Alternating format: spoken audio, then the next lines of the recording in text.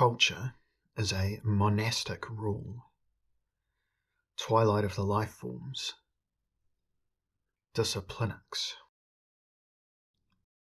Non-dominatory gradations. After the first excursions into the preliminaries of an analysis of vertical tensions, it should be appreciable why any theory of culture must be viewed as half-blind if it does not pay attention to the tendencies in cultural life to form internal, multi-story structures, and not only ones dependent on political hierarchies. This thesis is not intended to rekindle the tiresome debate on so-called high culture, which for various reasons has become conspicuously quiet in recent decades. My concern is rather to develop a more ethically competent and empirically adequate alternative to the heavy-handed attribution of all hierarchy effects, or gradation phenomena, to the matrix of power and subjugation. The necessity of such an undertaking has become apparent since modern society, after 200 years of experimenting with egalitarian and neo-elitist motifs, entered a phase in which it is possible to draw conclusions from these attempts as a whole and assess their results. A paradigmatic phenomenon for the new situation is the emergence of the sports system in the 20th century, what I termed the athletic renaissance above, which enables a wealth of conclusions about a non-dominatory dynamic of gradations. An equally significant stimulus came from the formation of a non-aristocratic economy of prominence, whose investigation is indispensable for an understanding of the driving forces behind the vertical differentiations of modern large-scale groups in the public sphere. The gradation phenomena within the worlds of science, administration, school, health, and political parties, to name only a few areas, lie far outside what can be grasped with the crude claw arms of a theoretical setup, governed by insinuations of dominance.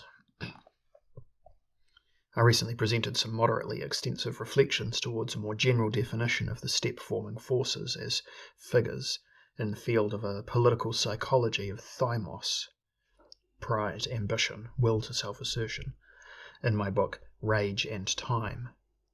Neo-thymotic analysis, which incorporates Platonic, Hegelian and individual psychological motifs, describes the social field as a system driven in equal measures by pride and greed. Pride, thymos, and greed, eros, can form alliances despite their antithetical natures, but the rewards of pride, prestige and self-respect, and greed, appropriation and enjoyment, belong to clearly separated areas.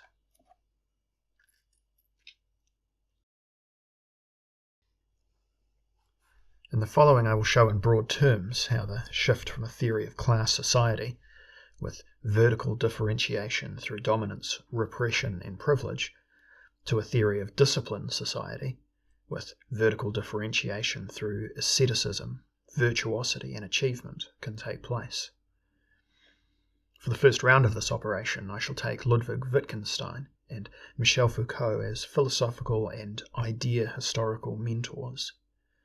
The former because his attentiveness to the integration of language into behavioural figures, language games, provided modern sociology with an effective instrument for revealing manifest and latent ritual structures.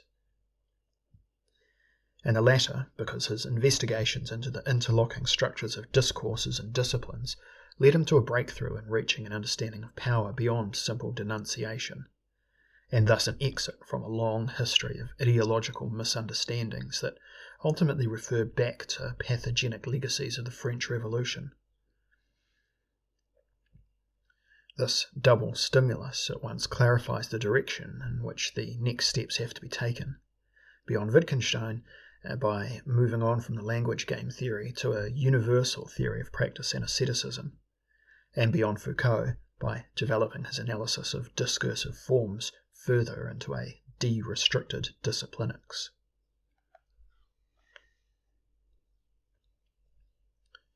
Wittgenstein's Monastic Rule. Our first starting point is a brief, at first glance, somewhat mysterious note that Wittgenstein entrusted to one of his notebooks on January 1949, 2 years before his death. Quote, "Culture is a monastic rule, or it at least presupposes a monastic rule." End quote. The appearance of a term such as monastic rule in the philosopher's vocabulary might initially take the reader aback. His way of life in Cambridge contained little that would justify monastic analogies, unless one's definition included the imperishable academic rituals. The striking phrase appears somewhat less astounding in the light of recent biographical studies, which show to what extent Wittgenstein's life was infused with religious motifs, and how profound his efforts were to achieve ethical perfection. "Of course I want to be perfect," he supposedly said as a young man in reply to a critical question from a female friend. In a New Year's letter to Paul Engelmann, his friend during his Vienna years, he wrote in 1921, quote, "I should have changed my life for the better and become a star, but I stayed put on the earth and now I am slowly wasting away." End quote.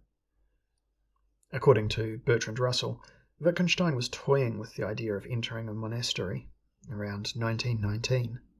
He had completed the Tracticus a year earlier and realized that he could scarcely expect much of an echo.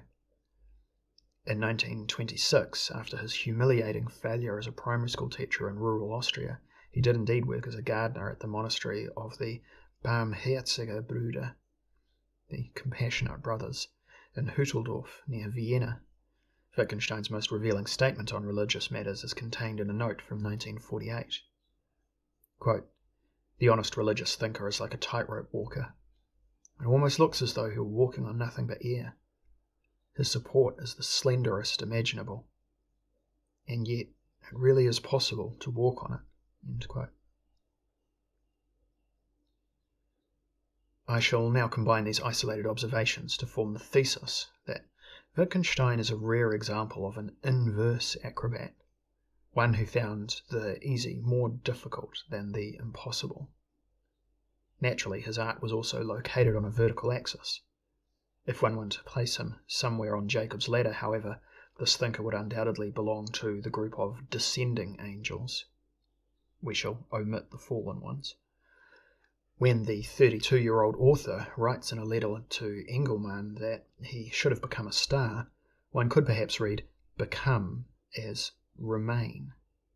Who would want to become a star without some prior conviction that they had once been one? This strong observer comes from very far above. With time he realizes that it is a mistake to remember overly lofty origins if one is fated to exist on the ground.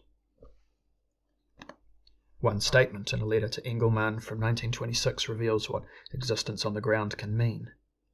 Quote, "I am not happy, and not because my swinishness troubles me, but within my swinishness." End quote. Wittgenstein's oft-cited mysticism is a trace of a disconcertion upon arrival that never entirely ended. In the inelegant terminology of psychiatry, one could presumably speak of a schizoid structure. Such an immigrant would not simply find one or two aspects of what is the case here astounding, but rather the totality of what he encountered. His existence curve describes the long struggle for a bearable arrival, after being brought back down to the factual earth, without an overly great loss of the lucidity brought along with him. Grasping things as they are and performing the unavoidable acts of life as they happen to be dictated by the local grammar, without getting even deeper into swinishness, that may have been the goal of Wittgenstein's exercises. Hence the obstinately resigned note from 1930. Quote, "I might say, if the place I wanted to reach could only be climbed up to by a ladder, I would give up trying to get there. For the place to which I really have to go is one that I must actually be at already. Anything that can be reached with a ladder does not interest me." End quote.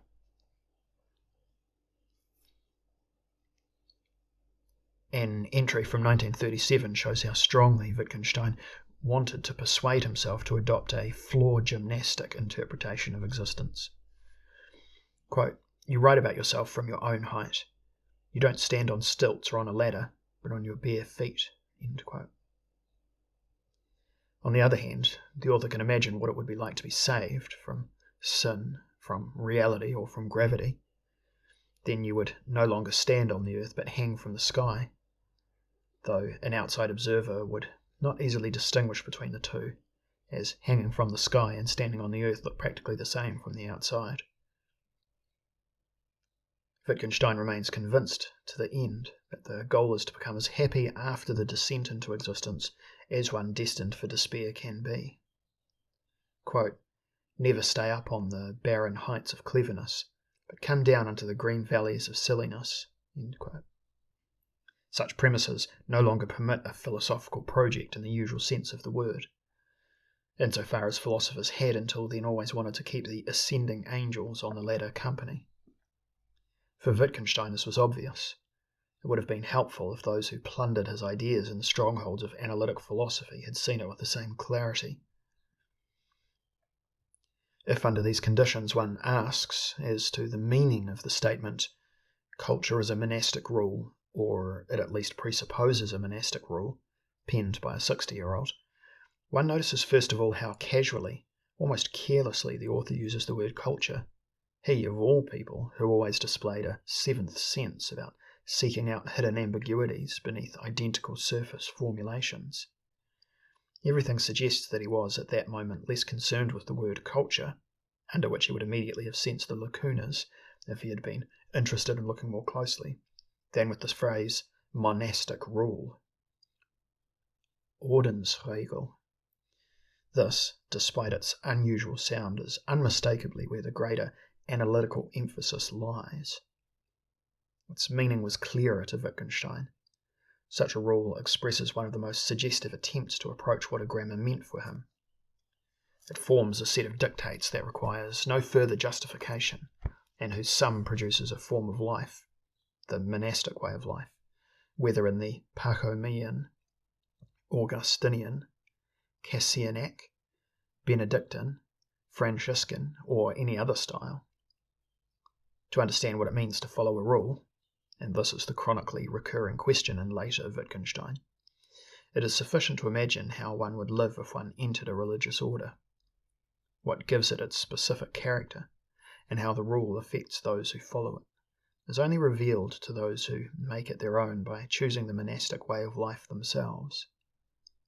The Wittgensteinian monk, however, would be condemned to playing the role of ethnologist in his order, as he would remain incapable of absorption into the collective form of life for psychological reasons. He would therefore, furthermore, be an ethnologist who is tricked by the natives, for he would be joining a tribe that contained no natives, only joined members like himself.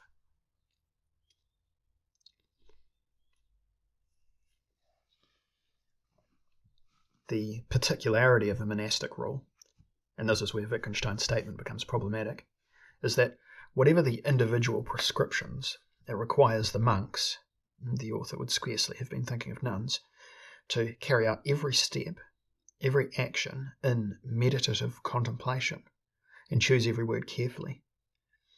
Whether it is the form of the tonsures, the dress code, the regulations for setting up the sleeping quarters and the behaviour of the older and younger monks in them, the allocation of sleeping times, the holy readings, the gatherings to prayer, the work in the scriptoria, the arrangement of the storerooms and dining rooms and so on, all the concrete rules are embedded in the rule of all rules, which states that the monk must not carry out the slightest action out of mere dull habit, but rather be prepared for interruption by orders from his superior at any moment, as if constantly expecting the Saviour to enter the premises. St. John Cassian insisted that a scribe called to the door by his superior should not even finish the letter he had begun.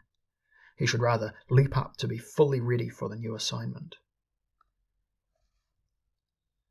Monastic life thus differs from ordinary life in three ways. Firstly, entering an order implies compliance with the artificial system of carefully written rules that animate the monastic life of whatever observance. In the case of ordinary culture, by contrast, one grows into it without ever being asked if one wishes to accept its rules. Indeed, most never reflect on whether there is any regular for the local forms of life at all. Readers note the word regular there is in italics. I assume it's Latin. Regula. Secondly, living behind monastery walls creates a special climate of vigilance and readiness for any given tasks that is not found in any form of life in the non-monastic sphere. Obedience and piety are metaphors for total availability. The basic rhythm of monastic existence is created from a calculated interplay of practical tasks and cultic interruptions. In this way, the hands testify to the monastic communist maxim that work is good but prayer is better. In monastic culture, after all, the strongest characteristic of profane culture disappears: the division of labour between the sexes, and the concern for the transference of existing forms of life to the little barbarians who emerge from the intercourse between the sexes.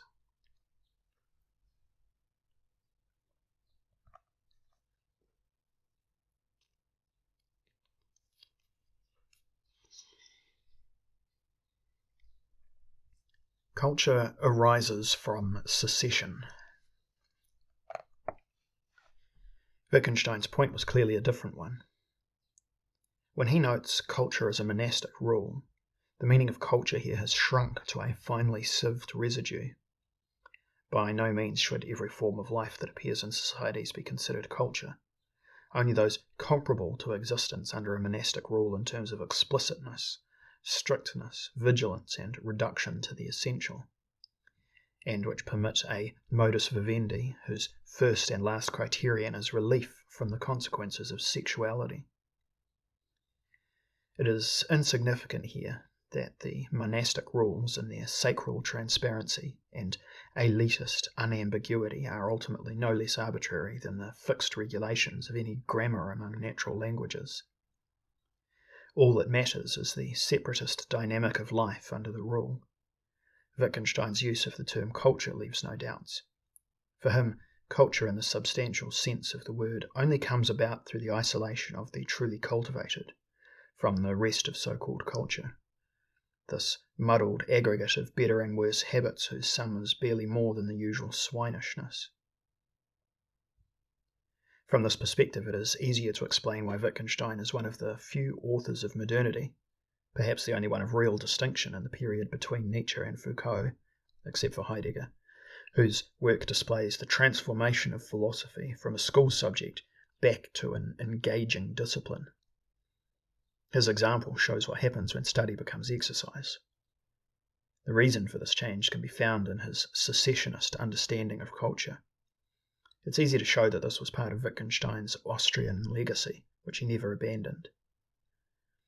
Wittgenstein knew from childhood what a secession is, as the breaking away of the group of artists around Gustav Klimt, Koloman Moser, and Josef Hoffmann from the historicistically inclined conservative Vienna Künstlerhaus in 1897 had been one of the main events in fin de siècle Vienna. Karl Wittgenstein, 1847 to 1913, the philosopher's father, a steel industrialist and music patron, was one of the secession's most important sponsors, not only for the construction of the building on the Karlsplatz, but also through personal support for individual artists. The young Wittgenstein was 16 when Klimt staged his next act of self-removal by leaving the secession, and 19 at the publication of Adolf Loos's epoch-making essay, Ornament and Crime. One can assume that from that moment on the latest, the concept of culture had merged irreversibly with the secession phenomenon. For the young man and the young Viennese culture seen in equal measure. This included the experience that a secession is not sufficient in order to remain faithful to the impulse to break away from the usual. Only a constant progression in distancing oneself from the misery of conventions can preserve the purity of the modernizing project. Hence the never-ending rhythm of secession in the art of the 20th century, which remains in motion until there is nothing left from which to secede. In fact, Loos was one of the strongest critics of the first aesthetics of secession. He saw it as no more than the replacement of one form of kitsch with another, of the vulgar ornament with a select one. As Alan Janik and Stephen Toulmin have shown, Viennese modernity as a whole was characterized by secessionist motifs in the broadest sense. For its protagonists, the culture-founding gesture consisted in exiting from the system of conventions in which the aristocratic bourgeois audience in the imperial capital revelled. Regardless of whether it was architecture, painting, music, or language, the group of moderns constituted itself through a secessionist operation in every field, through the separation of the purists from the ornamentalists, the constructivists from the indulgent, the logicians from the journalists, and the grammarians from the chatterers. What united the new artists was an aversion to every form of excess. In their view, culture and art could only progress through a radical opposition to what Karl Kraus called the debasement of practical life by ornament demonstrated by Adolf Loos.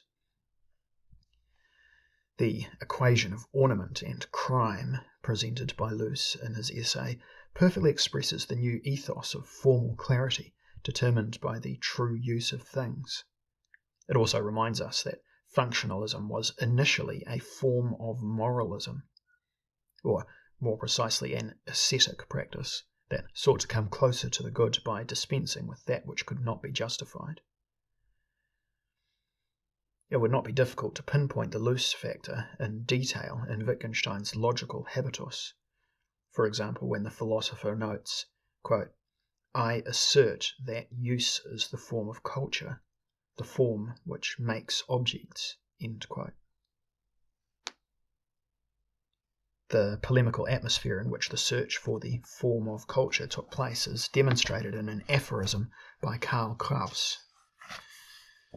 Quote, "Adolf Loos and I, he literally and I in language, have done no more than to show that there is a difference between an urn and a chamber pot, and that culture only has room to move within this difference.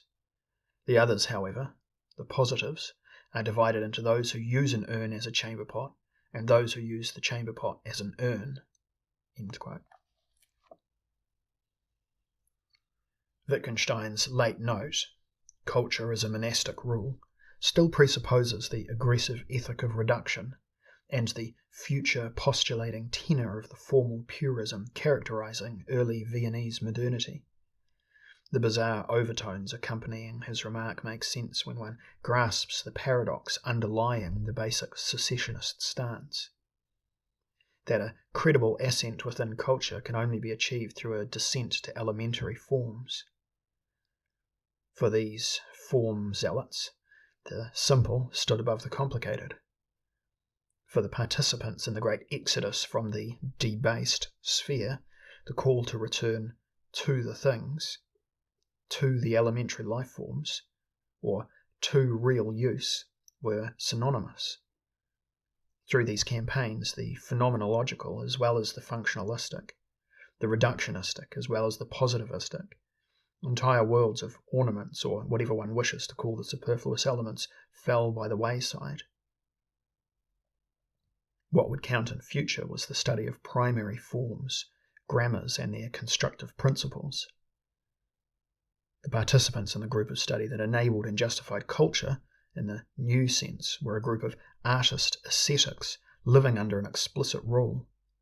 For them, ethics, aesthetics, and logic pointed in the same direction. The Viennese monastic rule was only decisive for the growth of a new culture because it took an opposing stance to the predominance of debased conditions in every single one of its tenets. The style was Neo-Cistercian and dépourvu, founded on the trinity of clarity, simplicity, and functionality.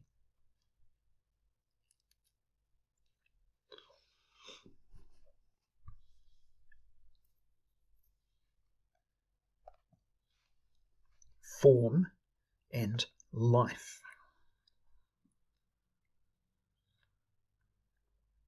I would not have to remind readers of these connections if the figure of secession, independently of its Viennese history, were not to become significant for everything that will be said in the following about the organisational forms of the practising life, in its earlier and earliest manifestations too. The secession gesture as such already expresses the imperative, without which there could never have been any monastic order, any reform or revolution. You must change your life. Well, this presupposes that life has something about it which the individual has, or can acquire, the competence to change. In 1937, Wittgenstein noted, "The fact that life is problematic shows that the shape of your life does not fit into life's mould. So you must change your life, and once your life does fit into the mould, what is problematic will disappear." The belief in the philosophy of a better fit between form and life is based on a concept of form that can be traced back to the founding phase of philosophy in the work of Socrates and Plato, and to the early period of Brahmanic asceticisms. It expresses the conviction that there is a good form of life, regardless of whether it comes from the Viennese workshops, the Athenian school, or the monasteries of Benares. A form whose adoption would necessarily lead to the elimination of disturbances in existence.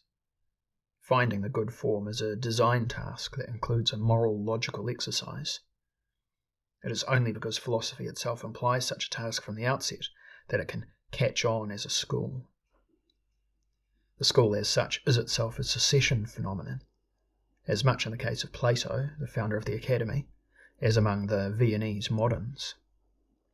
Where there is secession, the reformers have run out of patience with the pre-existing facts. They no longer want to see either the conventional conditions of their reproductions. The hour of a return to the original models has struck. They no longer want to see either the conventional conditions or their reproductions. The hour of a return to the original models has struck. The model does not represent life, it precedes it. One can virtually speak of the birth of philosophy from the spirit of secession to models. It is not quite by chance that Platon's Athenian Academy, founded in 387 BC and consistently in use until its destruction by Sulla in 86 BC, was located out of the way, almost a mile to the northwest of the city centre, though very appropriately next to a larger sports venue, the gymnasium, which was soon incorporated into the educational system. The founding of a school implies a rejection of fake kitsch, be it late Athenian or late Habsburg. It requires the conversion of questions of fate into tasks of discipline. Plato had already rejected tragedy because he sensed a moral debasement in it. Instead of watching comfortably and sentimentally as other people perish in their entanglements, he considered it more commendable to tend to one's own mistakes, and, once aware, to correct them to the best of one's ability. One could almost say that the school is based on the invention of the mistake. The mistake is a secularized, revisable misfortune, and a pupil is someone who learns from mistakes and attempts to eliminate them. What is conspicuous here is the convergence of the basic Socratic position, as developed by Nietzsche in his early writings, and Wittgenstein's approach to continuous self-clarification. For the latter too, the language analyst, there is nothing tragic, quote, and conflict does not become something splendid, but a mistake, end quote. Let us be open about the point of these reflections. In showing that Wittgenstein's concept of culture involves a strongly secessionist understanding of work on one's personal mistakes and the mistakes of collective sensibility, one removes every possibility of co-opting him for the egalitarian and relativist ideology that accompanies the numerous varieties of Anglo-American analytic philosophy.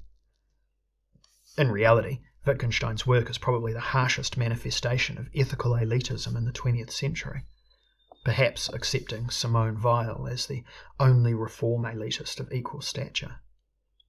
His secessionist elitist approach extends so deep that the author even wished he could have withdrawn from himself and his various forms of swinishness had this been possible. Once Wittgenstein's unbending elitism, which incidentally is as radical as it is apolitical and ahistorical, is revealed, this not only affects our understanding of his most successful theorem, that of language games, it also casts a very different light on Wittgenstein's role as a teacher.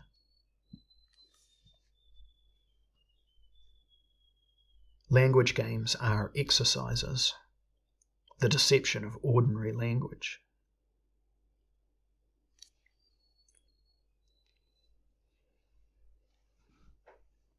Now it becomes directly apparent that the language games, cited ad nauseum in reality, constitute asceticisms, or rather micro-ascetic modules, verbally articulated practical exercises whose performance is usually acquired via imitation, without anyone to tell us whether it is worthwhile or desirable to carry out these games. Evidently the cultures themselves do not enlighten us here. They are condemned to affirmation in these matters. What is less acceptable is that the language game theory also answers these questions evasively. It thus conceals the fact that an imitation of ordinary swinishness is inherent in most language games, while the most important thing, namely participation in secession, usually remains unspoken or uncomprehended. In the conventional language game, one practices something that is not actually worth practicing. One practices it nolens volens by doing what everyone does without considering whether it is worth doing. A conventional language game is the everyday, not explicitly declared training of the swine, and hence of those who do not care whether their form of life stands up to examination. Only in the rarest of cases is the ability to participate in language games acquired through a voluntary adoption of a clarified secessionary form of life. This, as Wittgenstein emphasizes in the second half of his statement, would presuppose an explicit monastic rule, although the word explicit refers to a form knowledge or asceticism knowledge that was either distilled in the course of long experiments with the practicing life, as in the era of the regular authors from Pachomius to Isidora of Seville, or in the Brahmanic and yogic traditions, or had to be newly developed amidst a cultural crisis, as in fin de cycle Vienna, through a radicalized design. Then, however, and only then, practicing means assimilating the practice-worthy via declared asceticisms. Exercises at this level lead to language games and forms of life for non-swine. As elementary as they might seem, they constitute the perfect impregnation of everyday life through artistry. The perfect depiction of normality thus becomes an acrobatic exercise. For Wittgenstein, the ethical miracle takes place at the summit of Mount Improbable. The miracle that forms of life can be clarified through logical analysis and technical reconstruction. For all his efforts at humility, one cannot help but note a certain hypocrisy in late Wittgenstein, because he usually pretended not to know that his language game theory contained a murky concession to existence in the trivial and swinish dimension, even though he had always striven to keep away from it. For himself, he kept an eye out for clarified monastic rules under which exceptional humans of his caste and secessionists of equal stature would want to live, and would perhaps also be able to live according to their standards. These forms are also known as language games, but one can tell that the robes are of the finest cloth. When the once fashionable movement of ordinary language philosophy invoked Wittgenstein as an influence, it fell prey to a deception of which the master himself was far from innocent. He was never interested in the ordinariness of ordinary language. The art would have been to sense something of the perfectionism of the Vietnamese workshops coming through the word ordinary. People forgot to remind the English patients that they should not be too hasty in their eagerness to praise the everyday. It was in the spirit of great reform to say ordinary while meaning extraordinary.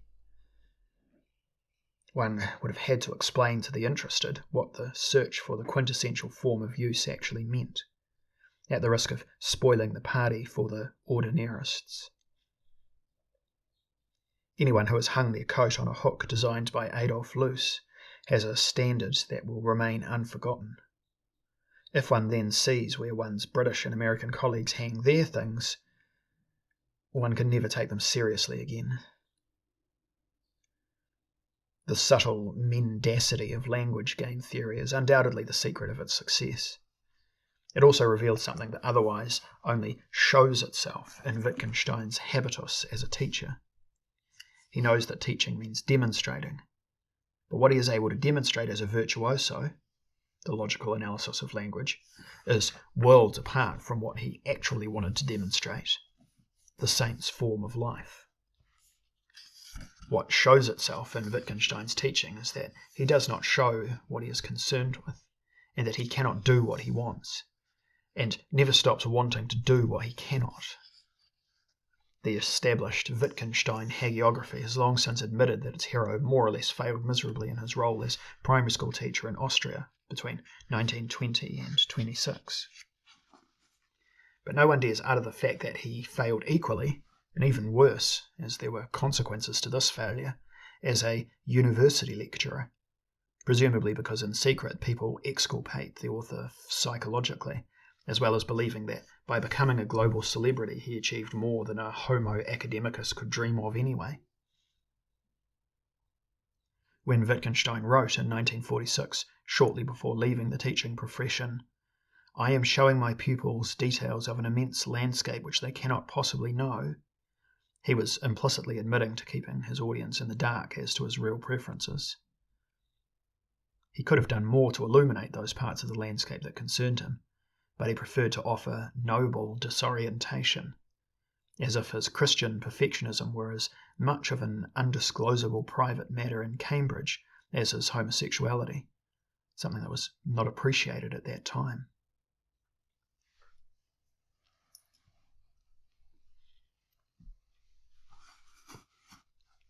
What shows itself? In my view, the absence of any explicit criticism of Wittgenstein's role as a university lecturer indicates that his students turned a blind eye to their teacher's ambiguity and contented themselves with half the lesson. What one could achieve with half the lesson is demonstrated by the trends that have dominated university philosophy for over 50 years on both sides of the Atlantic. The paradigm of the mental athlete and arrogant epistemologist bursting with acumen, to which Wittgenstein himself had contributed through his academic persona, became dominant everywhere, while the things that truly mattered to the thinker all but disappeared from the curricula of analytic seminars. Wittgenstein must have noticed that on the path of "it shows itself," something quite different from what he desired was coming to light. The idea of having any direct effect on as a role model had long since collapsed when he noted in 1947, "Most likely I could still achieve an effect, in that, above all, a whole lot of garbage is written in response to my stimulus, and that perhaps provides the stimulus for something good."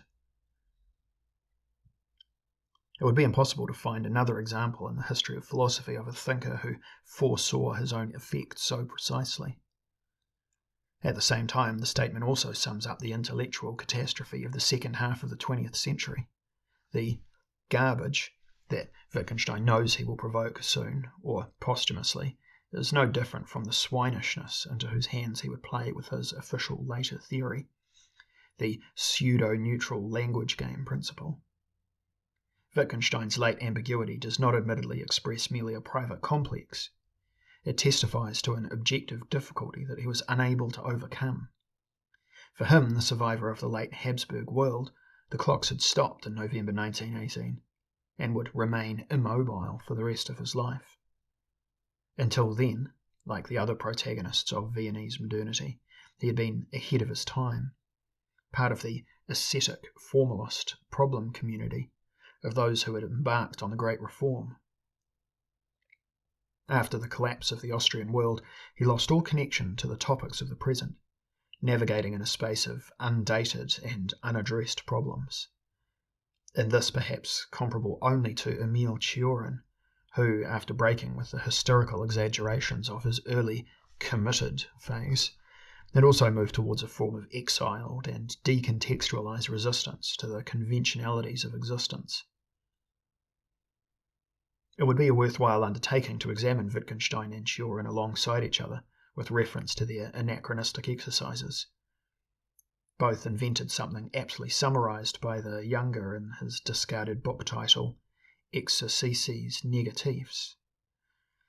The sum of Wittgenstein's achievement during his British years, 1929 to 1951, is a tragic testimony to the immobilization of the Kekanian reformatio mundi caused by the war. Since the amputation of its world, Austria has been a country without reality, and Wittgenstein's re-imported philosophy its great lie. Before 1918, Wittgenstein's defection from late Habsburg Austrianhood to a designer Christianity a la Tolstoy may have symbolized part of the inevitability of radical reform sensed by the best after 1918. However, such an option only formed part of the almost universal failure in formulating the rules for life in a post-dynastic world. Had Wittgenstein already believed then that culture was a monastic rule, the emergency of the time would have led him either to write one or to participate in its production, even if it were only in the inelegant form of a party program or an educational plan for post-feudal generations. Instead, he fled to the obsolete world of rural Austrian primary schools, a Narodnik who had chosen the wrong century. Later on, his philosophical analyses contributed to popularizing the Austrian modus of flight from reality by way of England. The lie of language games began its triumphal march through the institutions of the Western world without anyone noticing the basis of the deception. It was as if the American hardware stores had decided to stock only products of aristocratic formalism a la Luz, ignoring the fact that hardware stores inevitably restrict themselves to a standard inventory.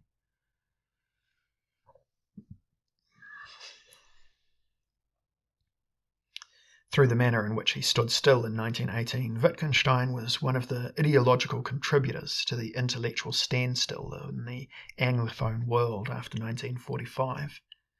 On the outside, a seeming equality of all forms of life, analytic fitness, and a liberal anything-goes mentality. But on the inside, a homesick longing for the green valleys of silliness and feelings of hierarchy belonging to an elite from times past.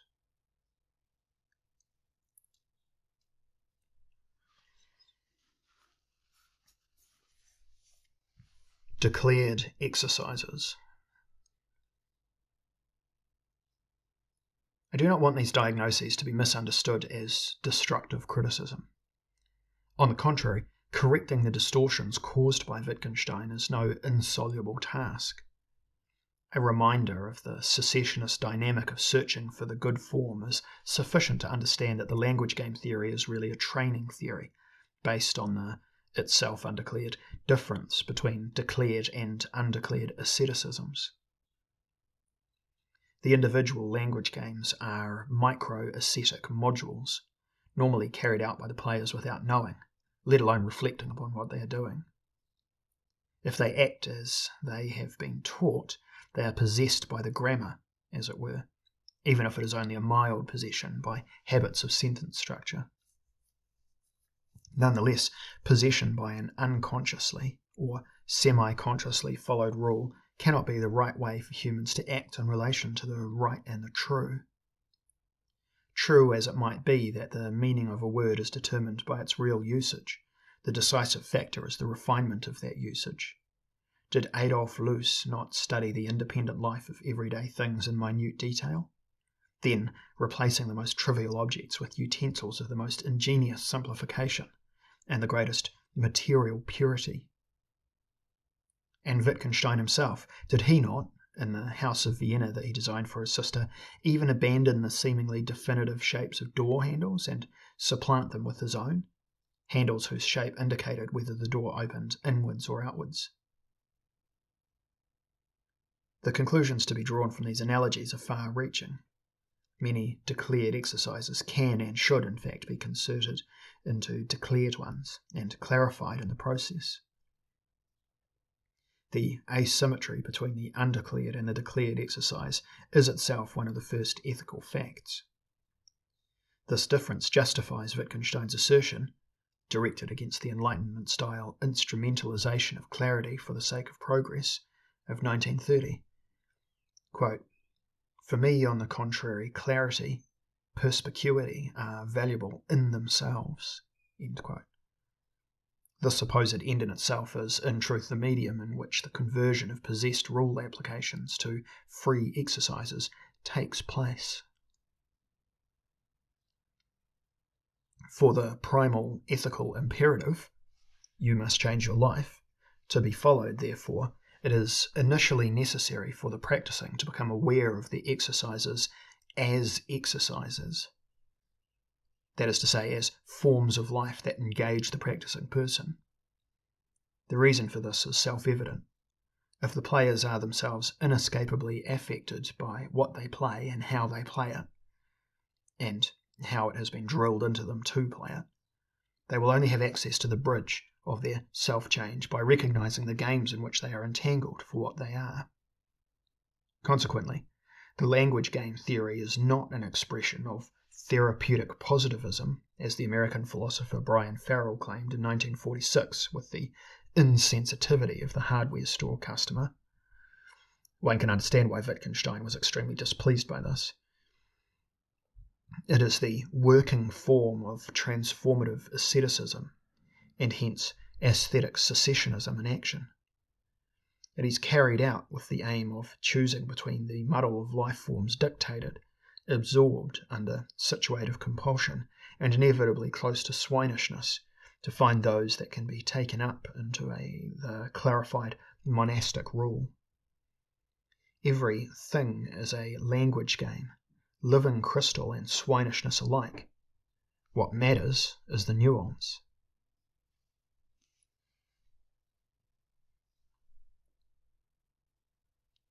Whereof one should not be silent.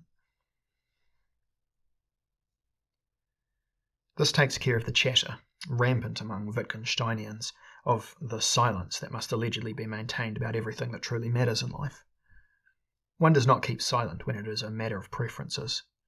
Here too, looking for the source of the confusion leads us to Wittgenstein himself. On this sensitive point he fell for his own ideology by amalgamating the Jesuin and monastic habitus of silence, which had already been attractive for him early on, with his logically weak denial of the possibility of meta-language. Had his entire output not been one great breaking of the rule of silence, a speaking, scattered over the decades, about the what and the why of speaking? All that remains of the talk about silence is as much as is required to show a practicing person that the main thing is to carry out the exercise, not to reason over it. One can only carry out a throw of the discus by throwing it. No amount of chatter about discuses and the right way to throw them can replace the throw itself, and neither the biographies of throwers nor the bibliography of throwing literature will lead a single step further. This by no means changes the fact that discology could become a discipline carried out in keeping with the standards of the art, assuming it existed. Its performance would consist in carrying out the language games belonging to this ology, lege artis. Why not in the special department for throwing research and human projectile studies? Whether it would be better to be a discus thrower or a discologist is another matter. It forces one to choose between two disciplines, each of which requires its own form of expertise. Or it results in a combination of subjects and leads to the emergence of the athleta doctus. Taken on its own, Wittgenstein's silence posturing has no deeper meaning than Erich Kästner's verse, quote, "Nothing good happens unless you do it," end quote. One could, if one liked, also associate it with the Regula Benedicti, which states in the section what kind of man the abbot ought to be. Quote, "Therefore, when anyone receives the name of abbot, he ought to govern his disciples with a twofold teaching. That is to say, he should show them all that is good and holy by his deeds, even more than by his words." End quote. Wittgenstein's habitus becomes religiously charged because the primal scene of silently embodying the truth, like Jesus standing before Pilate, shines through him. The philosopher's behaviour perhaps becomes easier to understand if one imagines him standing constantly before Pilate. This provides a pictorial commentary on the statement, "But Wittgenstein was silent." In reality, he was not silent. On the contrary, he gave lectures through a behaviour befitting a man who is convinced that the world is the ideal place to show something. But he was never entirely sure about the content of what had to be shown.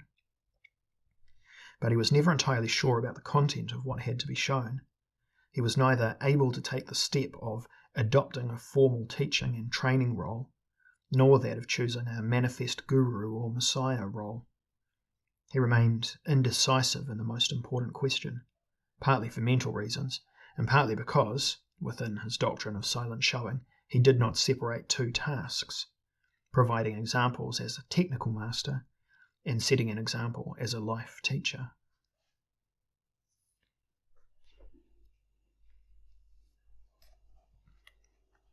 The eschatological twilight and the gay science.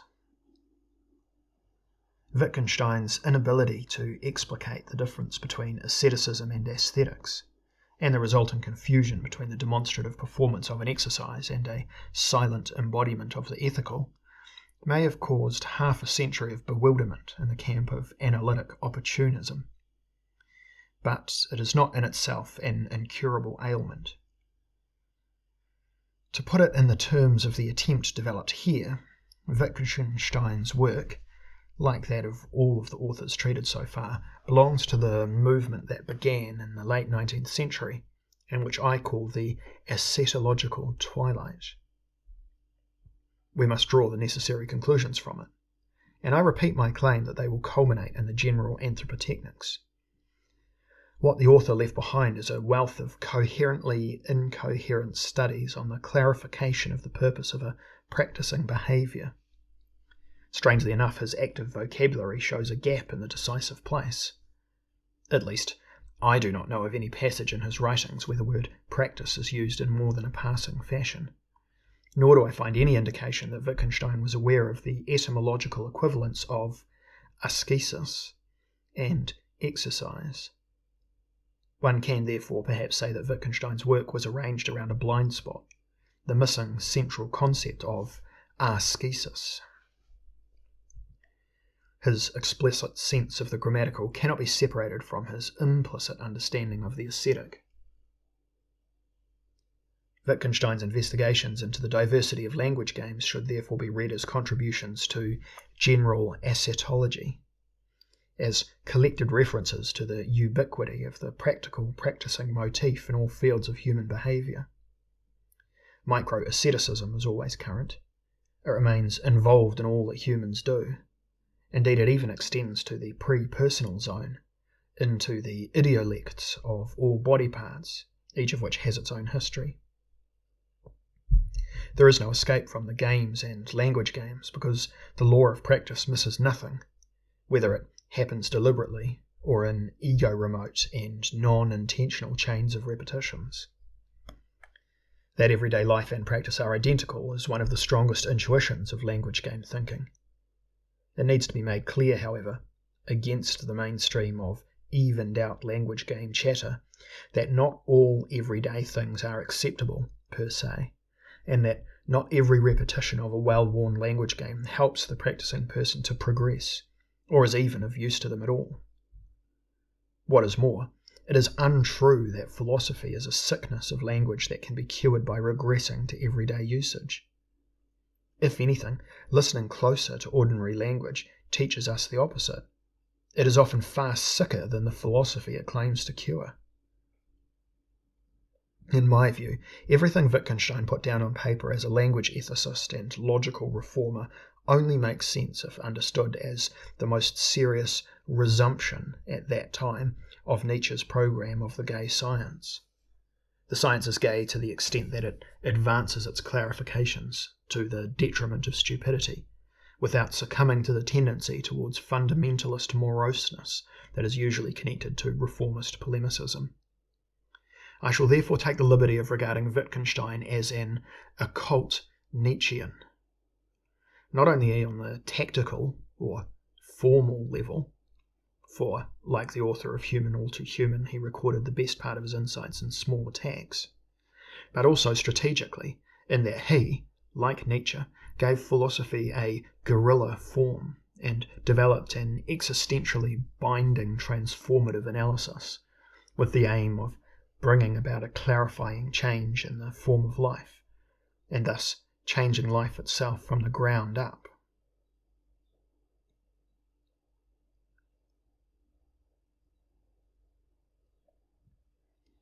Foucault, a Wittgensteinian.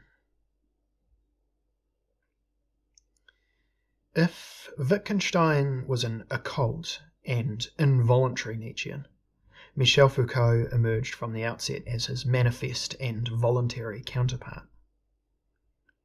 Nonetheless, one can say that Foucault started from where Wittgenstein left off, showing that entire branches of science or epistemic disciplines are nothing other than complexly structured language games, also known as discourses or discursive practices. Just as Wittgenstein had broken with the cognitivist prejudice in language theory to show how much speaking is an act rather than knowledge, Foucault broke through the epistemist prejudice in the theory of science in order to explain how much the disciplines he examined are performative systems rather than reflections of reality. His choice in the book The Order of Things to refer to the group of disciplines whose performativity of scientific knowledge or of knowledge effects he demonstrates as the episteme of all things, is a case of exquisite irony, comparable in this only to the psychoanalytical use of the word rationalization to describe the logical explanations of neurotics dictated by wishful thinking. Analogously, the disciplines of the episteme constitute the discursive pseudo-explanations of those who dominate theory, be they psychiatrists, doctors, biologists, economists, prison directors, or jurists by profession. Owing to their performative status, the discourses at any time in the history of practical power are an amalgam of knowledge effects and executive competencies. One could therefore describe Foucault's work as it developed between the late 1950s and the mid-1970s as a Wittgensteinianism intensified via Heidegger, and hoisted up further with surrealisms that grew, curiously enough without any closer knowledge of German or British sources, just as French culture, after 1945 in general, offered no fertile ground for the ideas of the analytic tradition.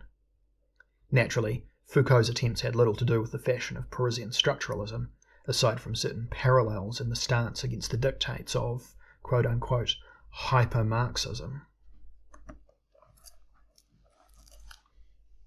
Tragic verticality.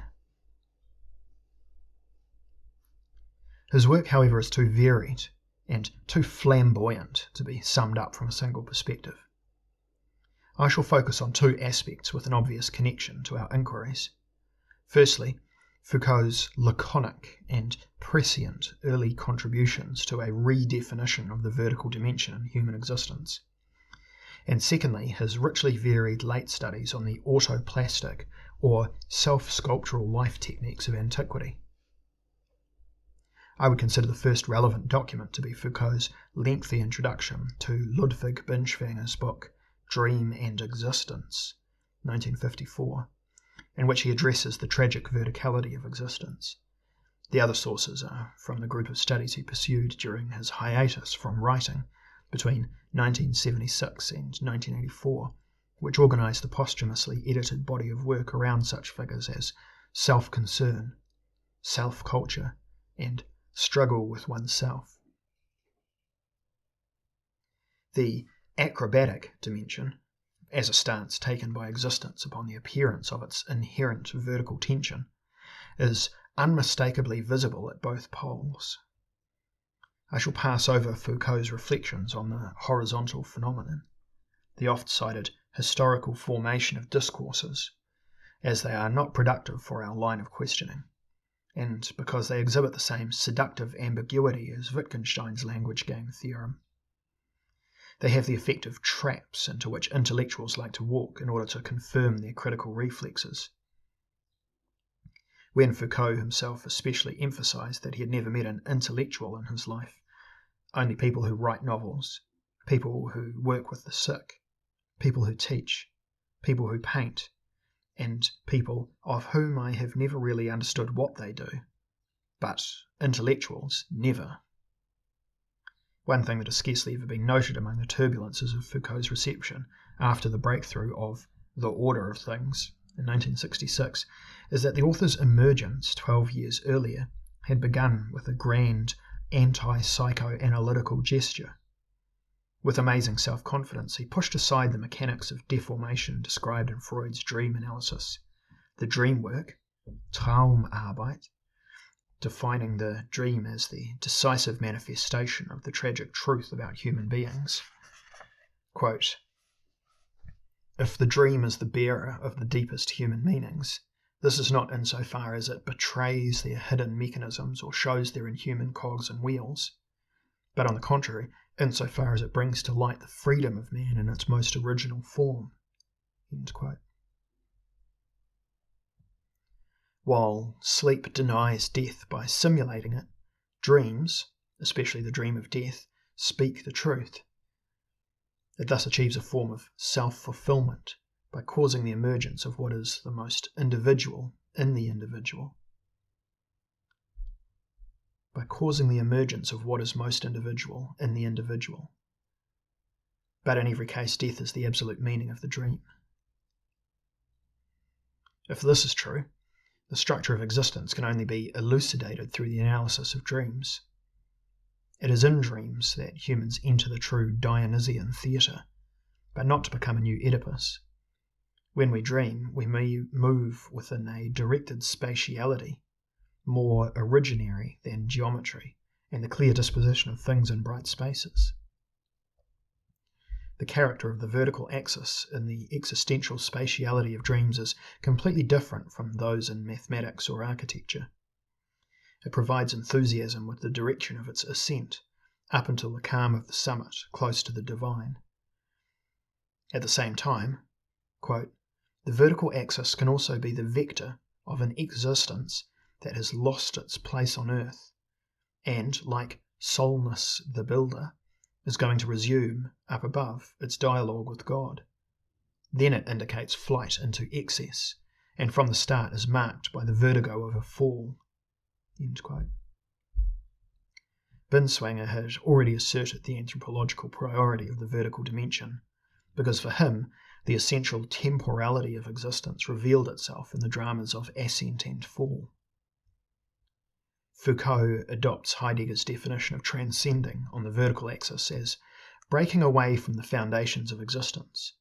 The complementary movement reveals itself as a tragic transdescendence. The fall from a pinnacle whose only purpose seems to be that of supplying the extravagant with the necessary altitude for fatal plunges. It would take some 25 years for the path of Foucault's thought to return to the place he had touched on in his Binswanger commentary. From that point on, he knew that work on verticality is not simply a matter of the originary imagination, discussed in the early reflections. Now it meant a power of self-shaping in which the ethical competence of the individual is concentrated. Just as the young Foucault, who survived 2 suicide attempts in his early 20s, interprets suicide as the regained original gesture in which I make myself world. The older Foucault discovers practicing self-shaping as the movement arising from one's ownmost possibility of existence, beyond oneself, with oneself. This discovery awakened the thinker's enthusiasm, primarily because it allowed him to put his cards on the table and show himself as a man of the vertical, without arousing any suspicions that he secretly wanted to return to the well-trodden paths of a run-of-the-mill transcendence in the Christian Platonic style. In the same act, he clarified his relationship with Nietzsche by correcting the temptation to excess emanating from the latter's work through Nietzsche's own late asceticism, or more precisely through its pre-Christian patterns, of which Nietzsche had dreamed when he declared his aim to make asceticism natural again. Foucault had understood that the Dionysian fails if one does not implant a Stoic inside him. The latter admits entertaining the misconception that getting beside oneself already means going beyond oneself. The beyond, in the practicing going beyond oneself, is now only seeming the same as the one discussed upon the early discovery of tragic or Icarian verticality. It is in truth the beyond of superior maturity, acquired on the rungs of the practice ladder. The transgressive kitsch that Foucault had picked up from Bataille many years beforehand, and to which his mimetic talent enabled him to contribute a few precarious specimens of his own, stepped into the background. In retrospect, it would prove no more than an episode on the way to a more general understanding of the self-forming constitutions of practicing life. Needless to say, the last connections to the ressentiment-driven leftist milieu of France were now also severed.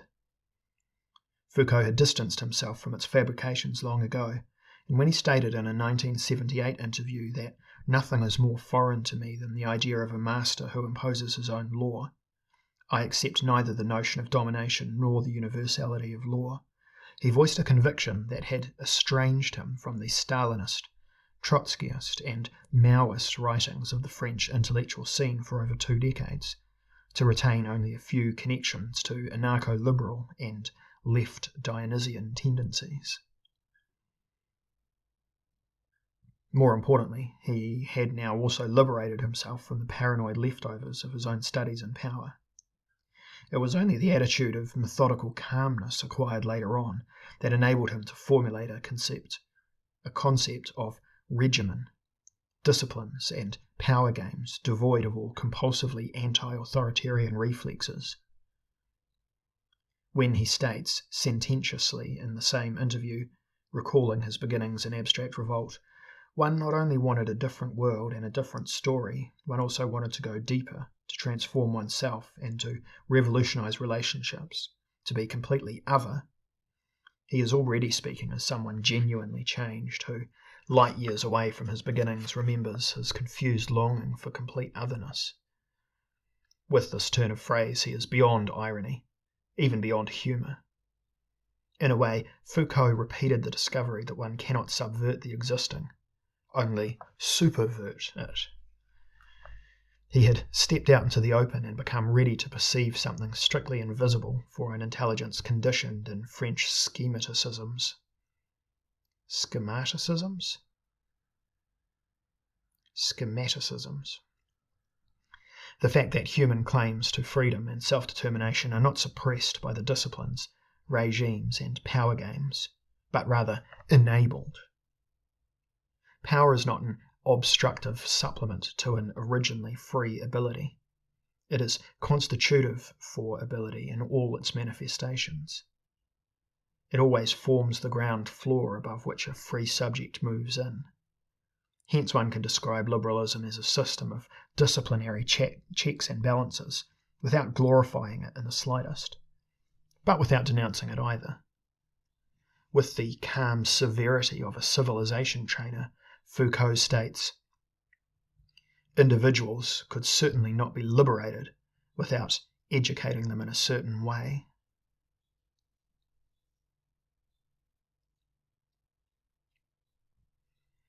Language games, discourse games, general disciplinics. This cleared the way for a general disciplinics. Foucault had gone a certain distance along the path by newly covering the universe. Foucault had gone a certain distance along this path by newly covering the universe of ancient philosophical asceticisms in a series of meticulous rereadings of mostly Stoic authors. Unimpeded by the ubiquitous barriers of critical kitsch, which sees domination in every form of self-control, and immediately suspects any discipline in one's way of life as being a self-repression that doubles in external repression. We recall, to name one of the best-known examples, the discrepancies read into the Sirens chapter of the Odyssey by Adorno and Horkheimer in the Dialectic of Enlightenment, where the Greek seafarer becomes a bourgeois with suppressed drives, who instantly advances to the prototype of the European subject. One thinks back with trepidation to the times in which a younger generation of intellectuals viewed such gaucheries as the non plus ultra of critical thought. The attraction of Foucault's late writing lies in the undisguised expression of wonder at the regions into which his study of ancient authors led him. He claims the status of a philosophical exercise for his expedition into the history of asceticisms or self-techniques. Quote, "There is irony in those efforts one makes to alter one's way of looking at things. Did mine actually result in a different way of thinking? Perhaps at most they made it possible to go back through what I was already thinking, to think it differently, and to see what I have done from a new vantage point and in a clearer light. Sure of having travelled far, one finds that one is looking down on oneself from above." End quote. The proximity between Wittgenstein's clarification of form and Foucault's philosophical exercise is remarkable. The analogies between the language games and truth games are also unmistakable. The essential differences between the two thinkers of the practicing life, on the other hand, become clear when one compares their interpretations of the stay at the summit of Mount Improbable. While Wittgenstein finds it amazing enough if forms of life can be clarified to the point where existence on a plateau is identical to a stay at a Tibetan mountain monastery, Foucault hurls himself into the role of the mining engineer, who, through deep drilling at different points, reveals the height of the mountains and the number of concealed folds within them. For him, the mountain of improbability is an archive, and the most plausible way to inhabit it is by penetrating the old corridors in order to study the physics of the archive. His intuition, admittedly, tells him that the mountain culminates in each individual that inhabits it, which is why the ethics of these studies seeks to make it clear that what looks like a rock mass is in truth an accumulation of respectively singular culminations, even if these do not, for the most part, sense themselves as such. Here, the imperative, "you must change your life," means you yourself are the mountain of improbability, and as you fold yourself, thus will you tower up. The objective parallels between Wittgenstein and Foucault are impressive, even if we leave aside the psychodynamic aspect of the bioi paralleloi of two precocious homosexuals, who, after a phase of advanced self-destruction attempts, managed to arrive at a form of self-therapy. To my knowledge, Wittgenstein's note from 1948, quote, "I am too soft, too weak, and so too lazy to achieve anything important. The industry of the great is, amongst other things, a sign of their strength, quite apart from their inner wealth," end quote, has not yet been examined in the light of Foucault's studies of confessional practices. One could easily imagine these lines being written after an encounter between Wittgenstein and Foucault, though Wittgenstein would have felt more disgust than admiration for Foucault's work up to 1975, as he would have found his early and middle style unbearable. But he would probably have read the posthumous writings as the marvels of mannerism-free clarity that they are. It is in the effective histories of the two thinkers, however, that their kinship is strongest. For both, it was the point of highest imitability that triggered academic success, because in both cases it constituted the point of the most suggestive misunderstandability. We have seen how Wittgenstein's language game theory turned into a misdirection of ordinary language. In Foucault's case, it is easy to understand why his discourse theory seemed an easy target for critical conformism.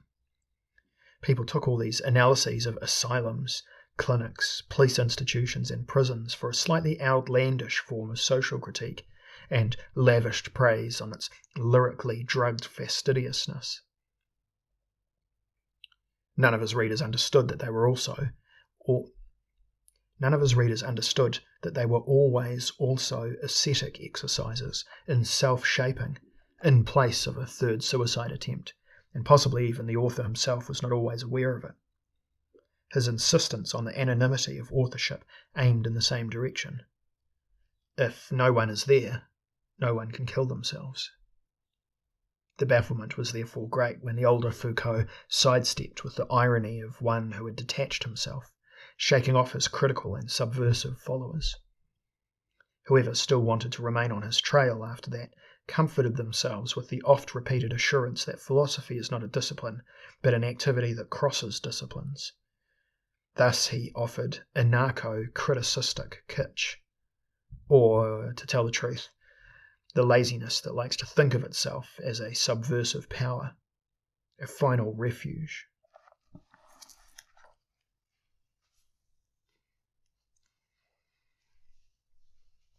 Philosophical multisport. The subject as carrier of its exercise sequences. In reality, he had completed the breakthrough to a conception of philosophy as exercise and trained off the last remnants of excess, surrealistic weight. He had realized that aestheticism, activistic romanticism, constant irony, talk of transgression and subversionism are but dreary and sluggish pursuits that conceal with difficulty a lack of form. He had long since understood, whoever speaks of subversion and effuses about becoming belongs in the beginner's class. Foucault had turned himself into something of which Nietzsche had provided a first notion in his last physiological notes. The carrier of an intelligence that had become pure muscle, pure initiative. Hence the complete absence of mannerisms in his late style, the replacement of extravagance with managedness. The secret of his middle period that can be unlocked through Binswanger had become superfluous. According to Foucault, philosophy can once more imagine becoming what it was before the cognitivist misconception threw it off course, an exercise of existence. As the ethos of the lucid life, it is pure discipline and pure multisport. In its own way, it entails the restoration of the ancient panathlon, without restricting itself to a fixed group of agonies. Reader's note, the Greek word agonies there. The analogy between forms of sport and forms of discourse and knowledge should be taken as literally as possible. The philosophical intelligence practices the discipline that it is primarily in the individual disciplines in which it immerses itself, if need be even in philosophy. A word of warning about crossing. In 99% of cases, it falls prey to beginners' mistakes. There is no meta-discipline, of course, and hence no introduction to philosophy that is not itself the decisive exercise from the outset. It seems to me that one can only do justice to Foucault by taking his impulse together with that of Pierre de Coubertin. The completion of the Renaissance through the return of the athlete around 1900 encompasses the return of the wise man. In the panathlon of intelligence, he makes his own contribution to clarifying the form in which that Renaissance continues today. Whatever the answer, the term can no longer be reduced to its art historical and educated middle-class meanings. It indicates an indefinitely far-reaching unleashing of ability and knowledge forms beyond the old European guild and estate-based societies. By producing new configurations between contemplation and fitness, the current Renaissance enables new festivals on the plateau of the mountain of improbabilities. Anyone who has ever taken part in such a festival knows that neither a knowledge society nor an information society exists, as much as the new mystifiers might speak of them. What has constantly been arising since the Renaissance is a multidisciplinary and multi-virtuosic world with expanding limits of ability.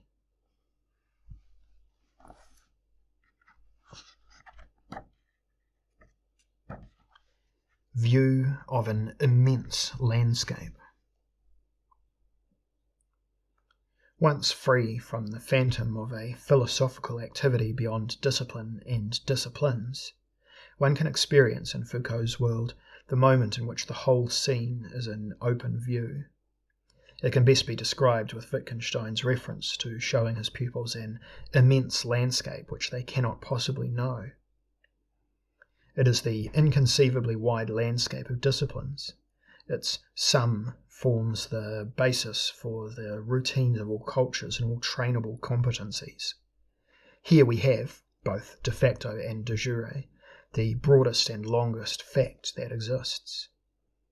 The path followed in exemplary fashion by Foucault leads, if pursued far enough, to a general Disciplinics as an encyclopedia of ability games. The discourse formations and knowledge games examined by Foucault from only a narrow segment of these, albeit one of great paradigmatic energy.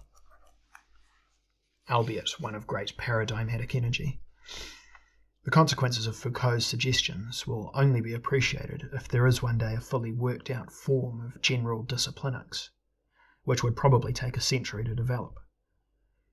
Its implantation would require a suitably contemporary transformation of universities and colleges, both in the structuring of so-called subjects or courses and in the basic assumptions of academic pedagogy, which against its better judgment still clings to the briefcase and box theory, where teaching and learning is nothing but transferring knowledge from the professor's briefcase to the student's file boxes, even though it has long been known that learning can only take place through a direct participation in the disciplines. Establishing an academic system with discipline-based content and methods would at once be the only realistic way to counteract the atrophy of the educational system, founded on a reformed idea of the subjects and tasks of a great house of knowledge. In the course of such a rearrangement, the effective geology of the man-made Mount Improbable would come to light. This universitas of disciplines embodies the real cultural science after the dissolution of cultural phantoms into the wealth of competency systems and trainable ability units. The over-discussed question of the subject is reduced to this compact formulation. A subject is someone who is active as the carrier of a sequence of exercises, which furthermore means that intermittently popular thought figures such as excess, decentering, and the death of the subject are at best parasitic supplementary exercises to the qualifying ones. They can be assigned to the category of advanced mistakes.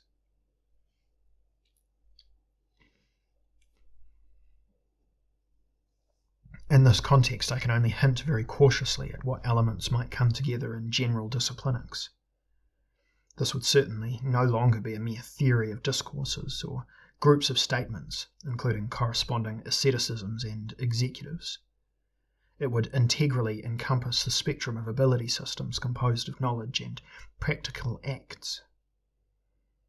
This spectrum extends from 1. Acrobatics and aesthetics, including the system of art forms and genres, nota bene in the post-university house of knowledge. The studium generale consists of artistry, not philosophy. Via 2. Athletics, the general study of sporting forms. To 3. Rhetoric or sophistry. Then 4. Therapeutics in all its specialized branches. 5. Epistemics, including philosophy. 6. A general study of professions, including the applied arts, which are assigned to the field of art et métier. And 7. the study of machinistic technologies. It also includes 8, administrativics,